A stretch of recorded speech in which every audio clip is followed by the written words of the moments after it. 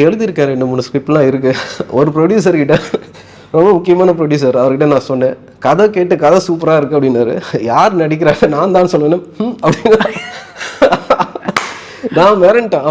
எனக்கு ஆக்சுவலாக உள்ளே வந்ததே சார், பாலுமந்திரா சார்கிட்ட ட்ரை பண்ணதே வந்து பார்த்தீங்கன்னா, நான் வந்து சினிமாட்டோகிராஃபரை டேரக்டருக்கு சினிமாட்டோகிராஃபர் ஆகணும். விஸ்காம் பண்ண முடியல. அப்போ தான் 2001-2 தான் வந்து விஸ்காம் வருது.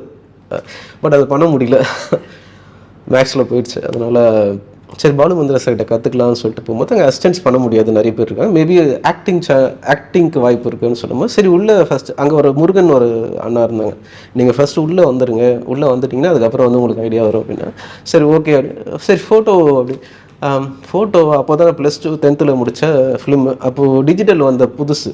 நீங்கள் வந்து மினி ஜெராக்ஸ் பண்ணலாம், மினி பிரிண்ட்டை வந்து பெருசாக போடலாம். நான் என்ன பண்ணேன், என்னோடய பாஸ்போர்ட் ஆல் டிக்கெட் ஃபோட்டோவை கொடுத்து இது வந்து மேக்ஸியில் பிரிண்ட் டைலாம் கட்டி நான் ஃபோட்டோ கொடுத்தவர் யாருன்னா வெற்றிமாறன் சார்.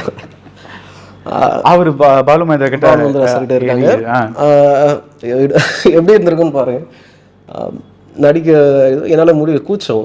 நான் கேமரா வச்சுட்டு சரி ஒரு கொஸ்டின், ஏன் என்னால் அதை பண்ண முடியலன்னு தேட்ரு அப்படின்னு சொல்லிட்டு தேட்ரு ஆரம்பித்து அப்படி போய் வந்துச்சோம். ஆனால் ஸ்டார்டிங் வந்து ஆக்டிங் இப்போ வரைக்கும் போயிட்டுருக்கு. அப்படி ஆரம்பித்தது டைரக்ஷனுக்கு தான் உள்ளே வந்தது.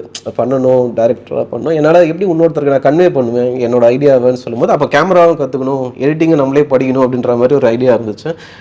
அந்த கேப் வந்து எனக்கு திருப்பி அதை நினைவுபடுத்துச்சு நான் நம்புகிறேன். எழுதியிருக்காரு 2-3 ஸ்கிரிப்ட்லாம் இருக்குது. ஒரு ப்ரொடியூசர்கிட்ட, ரொம்ப முக்கியமான ப்ரொடியூசர், அவர்கிட்ட நான் சொன்னேன், கதை கேட்டு கதை சூப்பராக இருக்குது அப்படின்னாரு. யார் நடிக்கிறாங்க? நான் தான் சொல்லணும் அப்படின்னு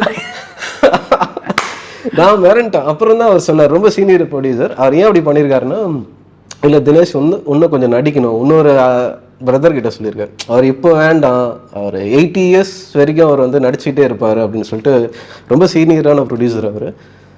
எனக்கு டப்புன்னு அப்படி சொன்னால் தேங்க் பண்ணுறேன் சார் அவருக்கு. நான் ஜெயச்சந்திரனின் அடடா ஆடியோ ஆஃபர் 5 முதல் 70% வரை டிஸ்கவுண்ட்.